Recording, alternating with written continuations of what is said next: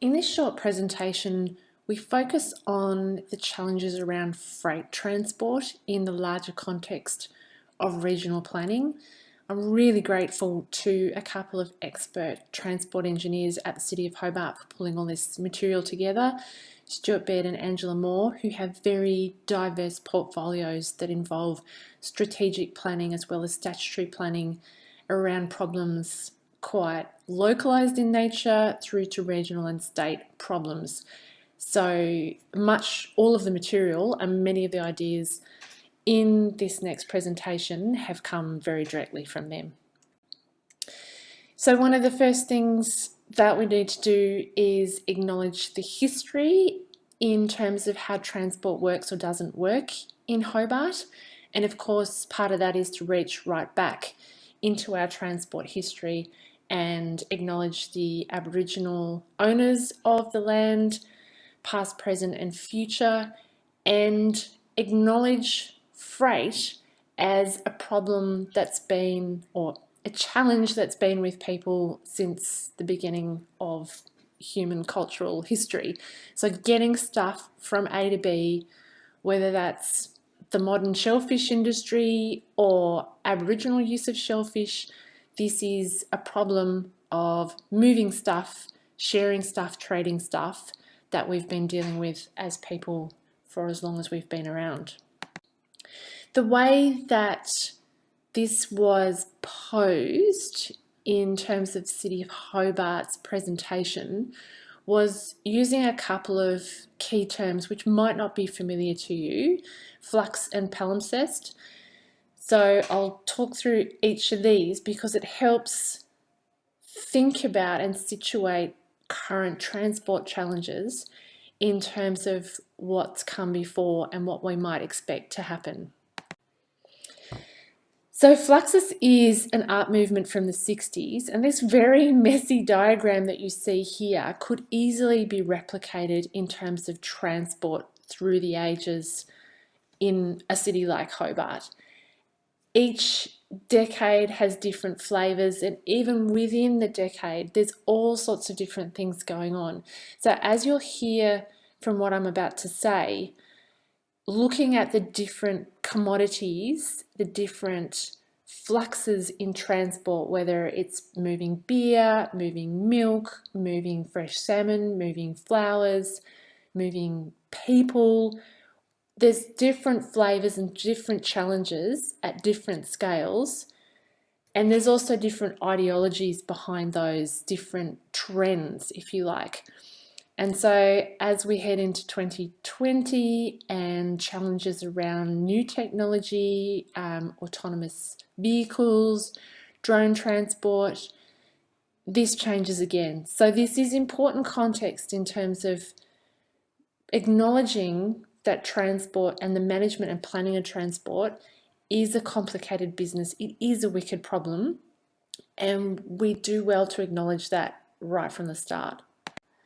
The other thing is the palimpsest refers to this layering of a document, but the history of transport planning and the way that the original map, in this case of the City of Hobart, where you see the hatched coastal line that's a long way inland, in fact right up to the City of Hobart Elizabeth Street headquarters, which is roughly where the number 4 is, kind of in the middle of the picture here. This was the original coastline. This is the Hobart rivulet that empties into Sullivan's Bay, showing Hunter Island, and how over time there's been this layering, this palimpsest of different structures that are reflective of the different technologies and the different cultures and the way that they all layer and influence each other. So this is important because some of what you see today that maybe doesn't make sense in terms of transport decisions has roots way back in our geography and in our history. And so sometimes some of the conundrums about why we don't do transport a particular way, they have historical answers. So it is important to reach back into our not just pre-European but European history, here beginning in 1804 in the relatively unaltered state, and then starting to look at the way Sullivan's Cove is settled and the changing of the shoreline that was recognisable over many thousands of years of Aboriginal history, how radically we've started to change the land and the edge of the land. So Governor Macquarie in 1811 introduces a grid. In 1840, you get infrastructure around the coastline, and the coastline itself becomes really quite radically changed. Hunter Island is no longer an island. Quay wharves and docks are established. And as you can see from the photo here, there's a start of a movement away from sail and into steam. So this is a little bit subtle, but right in the middle of this photo is the funnel of a steamship poking up there. Might have just been quite local transport servicing the Huon, and you would have got wind power from further away, but this is pretty important in terms of the history of transport in the area. Then you get wharves extended, the coastline changing and firming yet again, and you start to get this greater focus on export. So you get the increasing importance of larger vessels, and then in 1939 the technology changes such that you start to get use of cranes. Here in the photo, again, it's a little bit subtle, but you can see in the bottom right hand corner all of the apple crates stacked up. So this is where you're starting to move away from transport, freight transport, being focused around a lot of small parcels that a human can manage, can actually physically handle, to move from a ship into a dock, from a dock somewhere else, and to a more mechanized freight. And this really changes things, even though there's still no sea containers, which change things really radically again. Use of cranes and use of larger vessels really starts to radically change transport. Then you get the 70s and 80s roll around, and massive changes that really centre around the use of containers. And this makes it much easier to move freight between different modes, particularly from the ship to rail. And you get the increasing mechanisation of freight and a better use and transition between the ship and rail, but also ship and road, and the development of that integrated network. So the freight industry really changes quite a lot over this period. Northern Tasmanian ports become more important, and the activity in Sullivan's Cove, shown here in Hobart, starts to shift away from export as the Northern Tasmanian ports grow. And instead you get a shift in activity from largely freight around the wharves to other kinds of activity. So you start getting a contest for space in downtown Hobart that includes knowledge professions, science, education, arts, and freight starts becoming more important somewhere else. And then the current day, which is another change again to where you get very little freight in Hobart. So some of the proposals in terms of your student work around looking at congestion are a bit problematic from a freight perspective if you're talking about congestion in the middle of Hobart and even in Launceston, because there is very little freight that comes into and out of Hobart. The port is an entirely different place to what it used to be, and the freight yards at Macquarie Point, but also elsewhere around Sullivan's Cove, have largely been repurposed. So this, of course, makes for an important role for planning going forward. What is the purpose of this waterfront area? What should Macquarie Point look like? what kind of instruments, strategic and statutory instruments, do planners have to influence the function of transport now, but also in terms of the next 5 and the next 50 years. So you see this reduction in freight activity around Sullivan's Cove and a massive pickup in cultural activity. So think very carefully about looking at freight transport and the interaction between different modes and the competition for road space very carefully, because the current situation is that freight activity in the middle of Hobart is much reduced, and the freight problems, as we'll see towards the end of what I'm going to say today, are much more around what's called the last mile problem, and that is getting the milk, coffee, runners, whatever it is, to where it needs to go, whether that's a shop or whether it's the increasing pickup in online delivery, where people are going to post offices and getting things delivered directly to their door. So in tackling transport problems, regional transport planning in a meaningful way, we have to acknowledge these realities.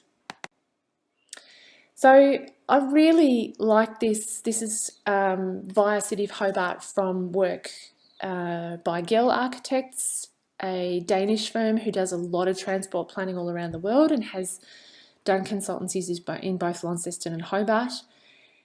And this is how things have changed from 900, more or less, not quite, through to the present day, and how the necessary activities of food and the transport of the things that we need to survive have become much smaller in terms of occupying some of our central places, and the rise of passive activities, active use of space has grown. You see cars and the reorientation of city design around cars and storage and movement of cars picking up in the 50s through to the congestion problems that we have today. And then the increase starting in the 60s, but really picking up pace now, of rethinking space allocation and prioritising people and movement over just looking at motor vehicles and where they're parked and where they're moving. So you do only get the kind of city life that people say that they want, that councils aim for in their strategic planning, if you deliberately plan for this. So you have what you has to be provided, but you also need this balance away from really what we have today, where we do prioritise car use and car movement over some of the things that contribute towards a more livable, more sustainable, more low carbon kind of place. So looking at and being honest about the economy and the trade in terms of moving goods and the actual cost effectiveness and the numbers behind this is an important underpinning of regional planning. And it is important to think about this from the perspective of the freight companies and the stakeholders involved in moving goods, in the producers, and in all the different kinds of trading, of buying and selling and exchanging of goods, where things start and where things need to go. So freight is goods that are carried from one place to another by various means. And so there's 3 different examples here. And part of the reason that the first one is interesting is not just to remind people about how important fresh export is. So probably a box of some kind of seafood, whether that's abalone or lobster or some other kind of very time-sensitive freight that is being handled by people, and this is an expensive part of the transfer that you want to minimise in any kind of supply chain, onto an aircraft for delivery, possibly into Asian markets. The next one is a brewery. So this is interesting in terms of mixed zone development. So cities state in their strategic planning that they want mixed uses of areas and they don't want industrial, retail, residential all separated out into neat places where people have to basically drive long distances to get to places.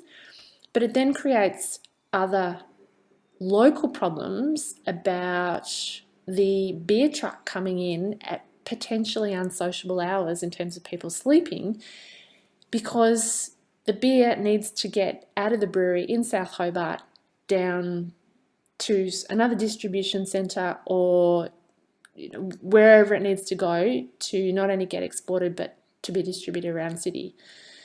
People don't like noisy trucks beeping when they're backing up in the middle of the night. There's been complaints about the noise that these multi-wheelers make on the concrete road of places like Strickland Avenue. So this is another complicated part of making the freight network work.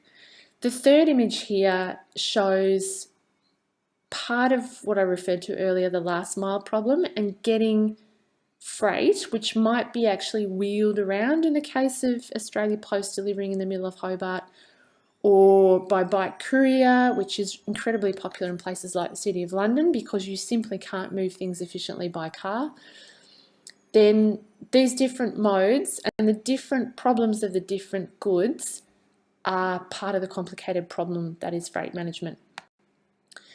So we need to think about all of these different options from the different perspective of different supply chains and different goods, because this is where you start understanding the problem. It's not just about roads not being good enough or the rail network stopping at Brighton. It's about thinking about the complexity of the type of good and where it needs to go, any time sensitivity, and handling costs, because every time you handle a transfer from one mode to another, that's where it gets expensive. So this is a really key slide, and part of the reason of putting this up is that there's a lot of resources in state growth. It used to be the Department of Infrastructure, Energy and Resources, DIRE. So there's a link later on, and I think it's probably already existing links that you can access. But this is to remind you of how important data is in terms of understanding what's actually going on. And so I know this is a little bit fuzzy, but you do need to think about, well, okay, what is being produced on the West Coast and where does it need to go? And what kind of movement is required? And what are the options? So one thing that was interesting in analysing this is that there's not a lot of people living south of Hobart or goods being produced south of Hobart. So it's really, there's a lot of agricultural activity in the north and half of our population live in the north. So when we're thinking about freight problems, thinking about them from the point of inner Hobart congestion is possibly a bit misleading, because freight generally isn't travelling all the way through Hobart and probably not even coming into Hobart. So you can start unpacking this by looking at the different freight tasks and breaking them down into different sectors. And you can see here how important, so we're sitting somewhere in the middle of this 2029 projection, how important agricultural movements are in terms of freight and how small manufacturing is. So quite a lot of the thinking around freight coming into somewhere like Hobart is looking at manufacturing, is looking at getting coffee and milk and other retail goods into town and getting them distributed. Whereas when you look at the overall flows, then you start to understand how important the Railton to Devonport link is, because that's where the cement is being produced and being shipped out of Devonport. So there's a massive number of trucks in the north moving freight around, and is one of the reasons why there's been such a big investment in road network in the north. It's not just to do with the politics of Bass and Braddon and marginal and swinging electorates. It's simply that part of the reason why there needs to be a lot of investment in that road network is that those roads are working hard, is that they have high volumes of really heavy freight that are incredibly demanding on the road. So unless you're going to get ongoing road failures and potholes and problems and cracking of the roads have to be up to scratch. There's just some basic physics here that need to be encountered.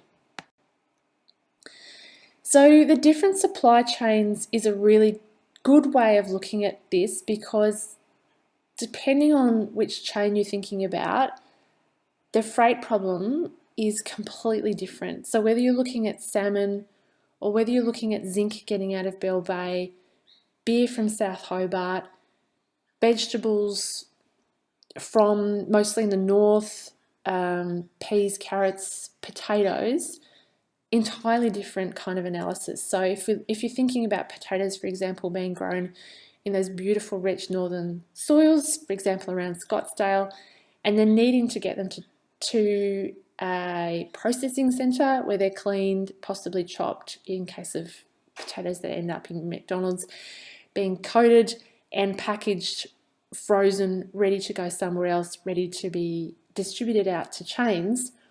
That's really, really different to thinking about the kind of goods that need to be consumed in central or south of Hobart. Really different to thinking about 4.6 cherry growers, say, around New Norfolk, who are mostly exporting very valuable fruit that's going to either mainland or Asian markets. So talking too generally about freight networks has big problems in terms of missing what's actually happening. And notice here that retail is at the end of this list because it is a fairly minor part of the freight challenge. This is a site that, if you haven't already been here, you need to go, because there's a lot of really good resources here. It used to be Dyer, it's now State Growth. There's some great information papers that give you an overview of Tasmania's freight system, that gives you an idea of the roles of ports and how stuff gets into ports and out of ports. And yeah, sea freight, what comes in by sea, what doesn't, and the important role of container management and distribution centres in terms of planning freight. This is a really key slide in terms of understanding Hobart and the changes that have happened in Hobart. So what we're looking at here is the flux and the change in land use. So this is where fluxes and palimpsests come in again in central Hobart that have to do with this Brighton hub just north of Hobart. So where a lot of goods did come in by rail into Macquarie Point and then get redistributed, they're now really coming nowhere near residential Hobart before they get redistributed. So this is working much better for a couple of reasons, because the rail does come straight in here and it's very well connected to Midlands Highway, but also this can operate 24/7. So Brighton Transport Hub was specifically designed because there are no neighbours that worry about a truck backing up and making incredibly annoying noises at 3 a.m. And you can see all of these smaller hubs that have distribution centres that have emerged in around this main transport hub, because this is where a lot of the handling of goods happens. And so even though we don't have a delightfully named Amazon fulfillment centre in Brighton, the image on the right gives you an idea of what these places can look like. So here's an Amazon worker taking up from a distribution centre an order, repackaging it up, that is then to be sent out. So this might be happening by cutting out the retailer. So this is the direction that a lot of freight is moving, where actually it's not coming into Coles or Woolworths or Myer, It's going straight to somebody's door. So this is again changing freight so that freight might come to the port to Brighton and then straight to your house. So we need to acknowledge all of this in terms of what's happening now, what the data is saying, because it informs a proper critical look at what needs to happen in the future. So one way to profitably think about this is to take a particular commodity like potatoes, look at where they're starting, the farm gate, looking at where they're being transported to, what is happening at that next place that they stop, and where they're being forwarded onto. Are they being stored? Is it a time-sensitive produce like fresh salmon that needs to go straight to the retailers with a minimum of delay? What's happening? And so this latency in the supply chain, the flexibility here depends a lot on the particular good that you're looking at. So if it's a pair of shoes, it can sit around for a long period of time and the transport isn't all that critical in terms of time delays. But if it's tulips or abalone or some of these really valuable fresh products, this has to be very slick, because you can't get the product to the market and to the consumer in a poor condition. It's just not worth anything by then. And this is where the money is to be made in terms of figuring out how to do things efficiently, and the challenge for us as planners. So it is important that you look at things spatially. So getting down into the nitty-gritty, and I'm almost there, is a statutory side of regional transport planning, because this last mile problem involves getting goods to supermarket shelves, to restaurants, getting smitten farmable merino, perhaps in the case of delivery to this Made in Tasmania shop at Salamanca, is loading zones. And so some of the congestion that you've been referring to in terms of thinking about projects, it's not congestion on the roads, congestion of loading zones. So this is a growing problem, because loading zones are often fully occupied, and so there needs to be some thinking and planning done around how does a cafe, for example, get its bread, coffee, milk, brioche, everything else that needs to come in. Does it get in 16 different one-ton white van deliveries, or is there a different way to look at this problem? And this has direct connections back into planning schemes and legal controls on how we use the space. So one reason you see that truck and that sign, and here's a close-up here, is the way that curbside is allocated and managed is a really, really important part of regional transport planning. Where are your loading zones? How are they working? How congested are they? Where are the high turnover, you can only stop for a quarter of an hour at the most, places to park versus 1 hour parking, 3 hour parking, all day parking versus no parking? There's soon going to be towing zones on Macquarie and Davies Street in central Hobart, because people cannot be storing their cars on a major arterial couplet, because it's a massive traffic disruption. And so soon council is going to be able to forcibly remove those cars. So this is a really love maps. There is so much to be gained out of some really good maps. Do bear that in mind in terms of your case analysis.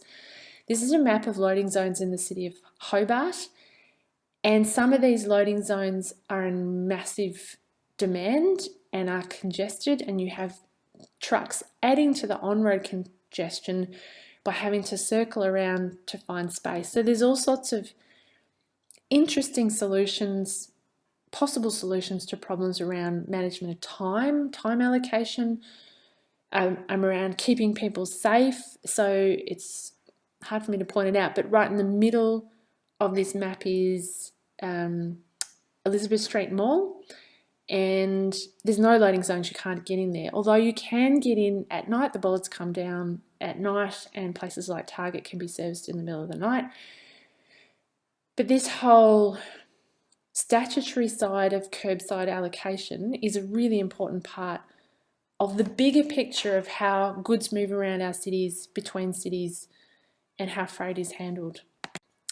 So this has been a really quick whip through of some of the interesting challenges, constraints in Tasmania's transport system, but with a big focus on Hobart.